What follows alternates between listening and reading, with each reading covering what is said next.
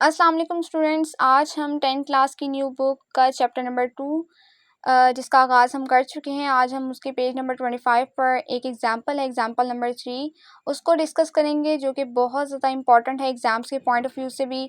और इसके अलावा ये लॉन्ग क्वेश्चन बनकर आता है, बहुत ज़्यादा इंपॉर्टेंट है और बहुत ज़्यादा बार आ भी चुका है। वैसे तो ये न्यू बुक है, लेकिन पुरानी बुक्स में भी कंप्लीटिंग स्क्वायर का लॉन्ग क्वेश्चन बहुत ज़्यादा बार आ चुका है और आपने इसको स्टेप बाय स्टेप समझना है, वीडियो को स्किप नहीं करना, क्योंकि अगर आप इसके स्टेप्स छोड़ देंगे तो आपको क्वेश्चंस की सही समझ नहीं आएगी।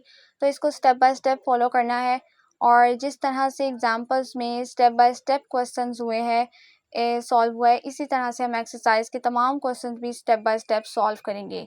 तो चलें स्टार्ट करते हैं एग्जाम्पल नंबर 3 से। ये हमारे पास एग्जाम्पल नंबर 3 है।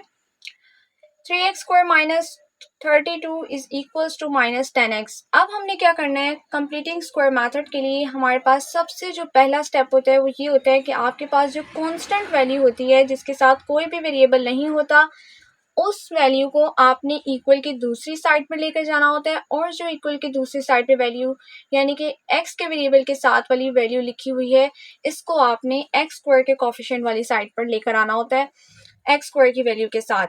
तो हमारे पास सबसे पहला स्टेप इसमें ये होगा कि 3x² एज इट इज, ये -32 जो है वो इक्वल की दूसरी साइड पे चला जाएगा और ये -10x जो है वो इक्वल की इस साइड पर आ जाएगा। तो -10x इधर आके +10x हो जाएगा और ये -32 उधर जाके +32 हो जाएगा। अब ये जो है हमारे पास इक्वेशन बन चुकी है। अब जो नेक्स्ट स्टेप है वो ये है कि आपके पास जो x² का कोफिशिएंट होगा, जो कि यहाँ पर 3 है, इस x² के कोफिशिएंट को आपने, जो कि 3 है, इसको पूरी इक्वेशन के साथ डिवाइड करना है। 3x², पहले हम लिख देंगे dividing the coefficient of x² on both side.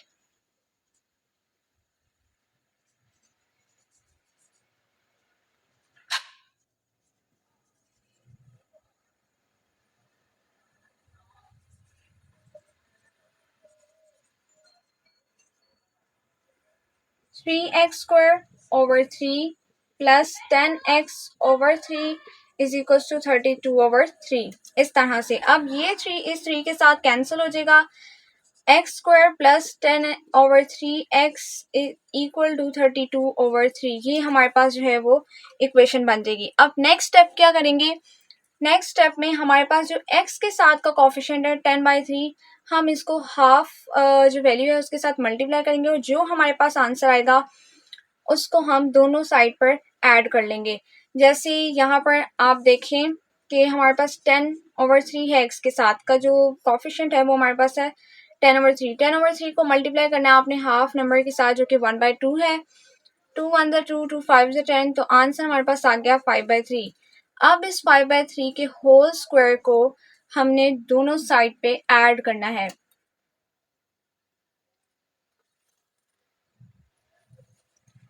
ये साइड हमारे पास रफ वर्क है, ठीक है, ये मैंने आपको रफ वर्क में समझाया है। तो अब क्या करेंगे, 5/3 का होल स्क्वायर जो है इसको हम दोनों साइड पे जो है वो ऐड कर लेंगे।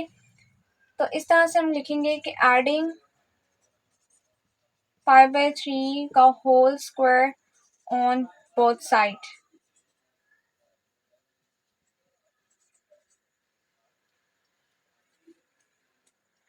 x² प्लस 10/3x प्लस 5/3 का whole square equals to 32/3 plus 5/3 का होल स्क्वायर।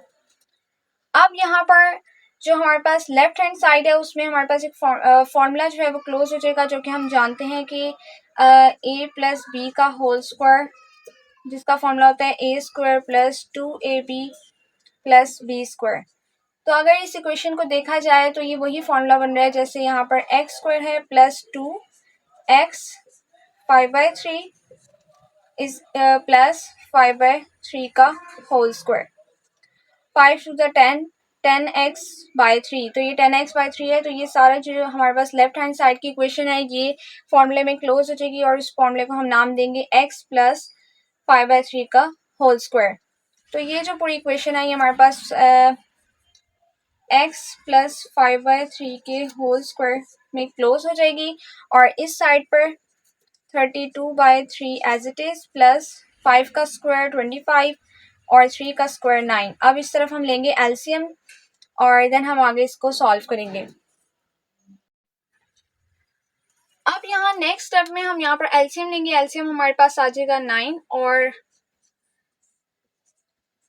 लेफ्ट साइड पे एज इट इज और राइट साइड पे हमारे पास एलसीएम आ जाएगा 9 और 3 के। अब हम एलसीएम को चेक करेंगे कि 3 के टेबल पे 9 कहाँ पर आता है, 3 भी आता है और 32 3 से हमारे पास 96 होता है plus 9 1 9 25 1 25 as it is.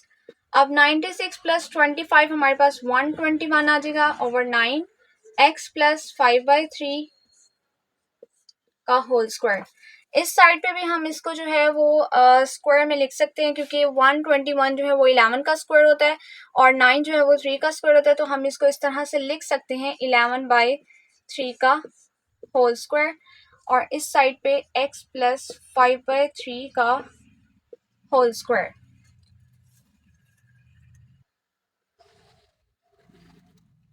Next step में हम दोनों तरफ जो है वो स्क्वायर रूट ले लेंगे, तो आगे हम लिखेंगे टेकिंग। नेक्स्ट स्टेप होगा हमारे पास taking square root on both side. Sorry ये स्क्वायर है। Taking square root on both side. Taking square root on both side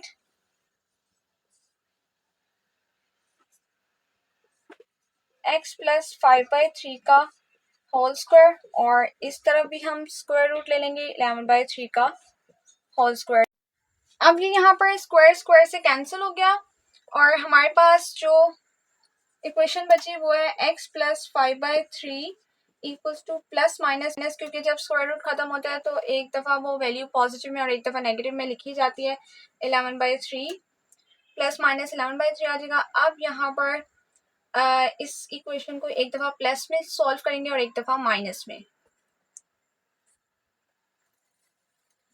x plus 5/3 equals to एक दफ़ा हम 11/3 को प्लस में लिखेंगे और एक दफ़ा हम इसको माइनस में लिखेंगे। बराबर में कर लें या आप नीचे भी कर सकते हैं, तो पहले हम प्लस में कर लेते हैं। ये 5/3 जो है वो प्लस हो रहा है, उधर जाके माइनस हो जाएगा। x is equals two plus 11/3 minus 5/3 plus minus minus 11 में से 5 निकालो तो हमारे पास आ जाता है 6, तो 3 1 3 3 2 6, तो ये हमारे पास x का आंसर आ जाएगा 2। एक आंसर आ गया। अब नेक्स्ट जो हम माइनस में सॉल्व करके निकालेंगे वो है कि x plus 5/3 equals to minus 11/3। यहाँ पर प्लस हो रहा है जाके माइनस हो जाएगा, तो x is equals to minus 11/3 minus 5/3। अब ये 3 तो नीचे एक ही बार आ जाएगा एलसीएम के बाद और माइनस माइनस प्लस होता है। 11 प्लस 5 जो है वो हमारे पास 16 है, तो ये हमारे पास 16 हो जाएगा माइनस 16। x का एक आंसर आ जाएगा -16/3।